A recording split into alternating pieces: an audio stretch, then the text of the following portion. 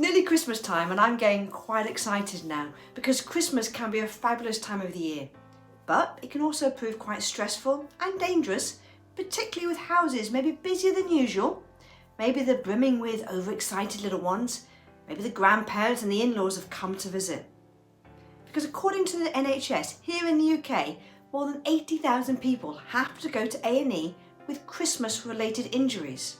This means that learning first aid is really important, as doctors and chemists are likely to be closed at Christmas. And knowing what to do can help prevent an unnecessary trip to hospital, ensuring you can spend more time with your family and loved ones rather than sitting in a hospital waiting room. But it can also mean the difference in some cases between life and death. So make sure you watch this video all the way through to the end, because you never know when you might learn something that could make a difference in your homes. So in this video, we're going to be taking a look at some of the accidents and injuries that can occur in your home at Christmas, but also at any time of the year. So you know how to be prepared, and also you're going to know how to help somebody. Be interested to know actually, have you got your Christmas decorations up? Because there is a debate, isn't there, about when we should put it up. Some people say the 1st of December, some people say we should wait for the 12th night. What's your opinion? Now you can see I've got my Christmas tree decorated, and I've got some decorations outside in the garden as well. Because decorating our homes can bring us joy. But it is so important to ensure we're careful when undergoing this seemingly safe task, as there are lots of hidden risks involved. So let's talk about some of those risks about decorations. First of all, let's talk about the fairy lights you can see here. Always make sure when you are putting fairy lights up, you check them over first. You make sure they're not frayed, make sure there's no bulbs missing, make sure there's no bits of wire sticking out, make sure they're all safe and intact and okay to use. Because what we don't want is an electrical fire being caused by one at a later date. And also make sure that when you plug all these lights in, because in my garden for example I've got quite a lot of lights, I've got to make sure I spread out where I plug them in. We don't want to overload the sockets because of course that can cause an electrical fire as well. So do think about using too many extension leads. Keep it down to a minimum. Now also when hanging these fairy lights, whether they're on the Christmas tree, trying to reach to the top, or ones outside, maybe on the front of the house or in the back garden, make sure you've got something safe to stand on. Don't just stack up loads of pillows and see if you can stand on them or wobble off the edge of a sofa. Make sure you have a sturdy platform, such as a step ladder or a platform to be able to stand on. Because obviously if you fall off, you're going to injure yourself. We're going to have spinal injuries, fractures, concussion, lots of injuries around falling. So please make sure you are safe when you're doing so. Make sure that any spare wires are tucked away so nobody trips over them. You know, when young children are running around or pets are chasing each other, make sure that the wires are kept safe. Now if somebody does have an electric shock in your home, you must know what to do. First of all, you must turn off the power. Do you know where your power switch is in your home? If not, stop this video right now and go and ask somebody, go and find it. Because you must turn the power if someone's being electrocuted. And then you can assess if they're still breathing or not. If they're not, please call 999 and do CPR.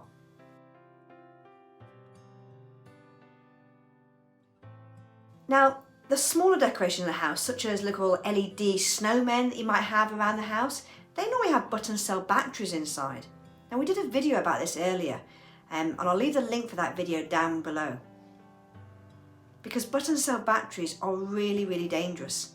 Button cell batteries can burn. So keep those little decorations out of the way of children and also pets, because you don't want them to be able to swallow a button cell battery.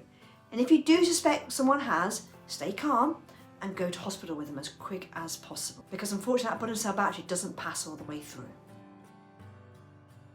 Now the combination of hot fat, boiling water and sharp knives is a recipe for disaster in a kitchen. I would always try and keep other people, especially children and pets, out of the kitchen while you're busy doing a Christmas dinner. Try and avoid drinking alcohol until after the cooking, and make sure you wipe up any hot oils and spills immediately. Now common injuries that can happen will be burns and bleeding. So if you do get burnt by something in the kitchen or anywhere, then make sure you put whatever's been burnt underneath cool water for at least 20 minutes, and ideally longer if you can. Keep it under there for 20 minutes under running water. Afterwards, You then maybe have an exposed wound. You need to cover it with something. Cling film is ideal, so loosely wrap cling film over. The reason is so it stops infection from getting in. Now please don't listen to any other relatives that tell you to do anything else other than put water on there. Do not put anything else other than water onto our burn. If it starts to blister, do not burst it either. Just run it under cool water for 20 minutes, loosely wrap cling film, and then go and seek some medical attention with that burn. Now you might also accidentally cut yourself in the kitchen. And if you find someone's bleeding, yourself or somebody else, then you need to make sure you wash the wound to keep it nice and clean. And then if it's on somebody else, make sure you put your gloves on. And you're going to get some kind of dressing and you're going to apply pressure onto the wound. And you're going to put pressure on there until the bleeding stops. And then you can just bandage and tidy it up.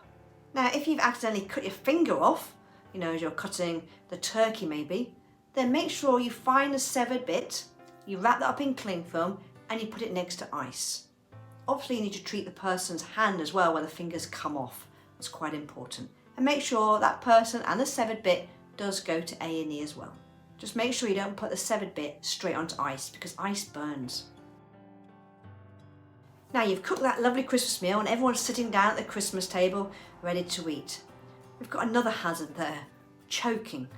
Now it's not only at the Christmas dinner table where choking can happen, because at Christmas time there's loads of sweets and small little toys that children or even adults can put in their mouth and they can choke on. Choking is basically when something's gone down the wrong hole. It's gone into your airways and it's causing you not to be able to breathe. And your hands tend to go around the throat, the eyes will be popping out the head and they won't be able to shout for help. And that's a scary thing about choking. Somebody can't shout for help. And they might get quite embarrassed about choking or coughing excessively, especially in this current climate. So they might take themselves away somewhere quiet. If you do see someone just get up and walk, I would follow them just to make sure they're okay. So if you do see someone choking, you've identified they're choking, you've asked them, then tell them to cough. Coughing can actually expel the object out. That's not working, then you're going to lean them forward and using the heel of your hand, you're going to do up to 5 back slaps between their shoulder blades. Check in to see if the objects come out each time. If that hasn't worked, we're then going to go to up to 5 abdominal thrusts.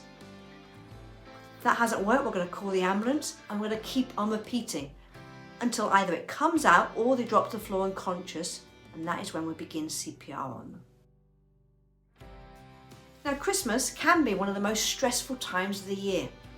The combination of drink, relatives, lack of sleep, and the burden of a Christmas celebration and Christmas entertaining can sometimes prove too much. Always try and create somewhere that people, particularly the elderly, particularly the grandparents, can actually just go and escape for some peace and quiet. Because excessive stress can trigger a heart attack.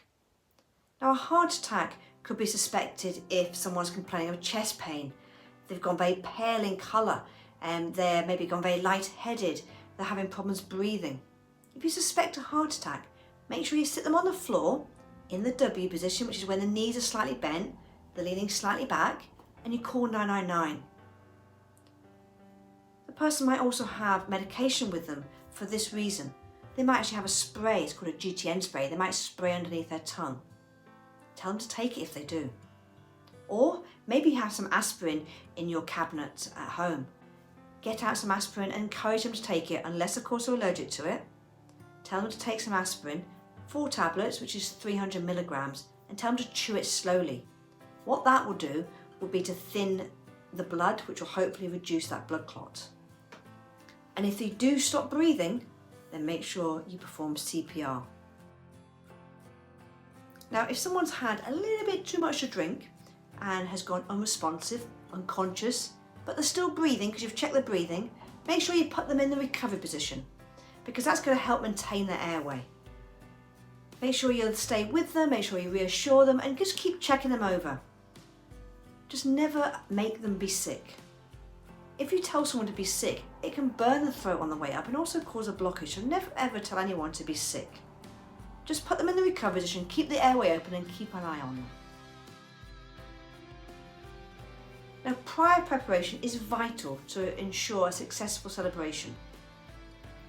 I'd always ensure you've got a first aid kit ready for emergencies.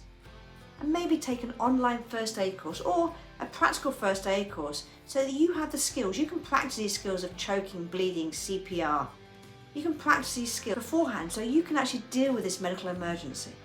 Now I will leave a link below for you so you'll be able to access a free online course plus some paid ones. I'll leave those links there so you can be prepared for your Christmas celebrations, but of course for all year round. It's not just at Christmas these emergencies can happen.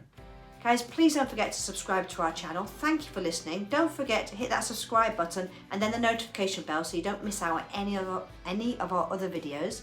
And please don't forget to leave a comment below. It'd be nice to know what you guys are up to for Christmas. Merry Christmas, happy holidays, keep safe, keep well, guys.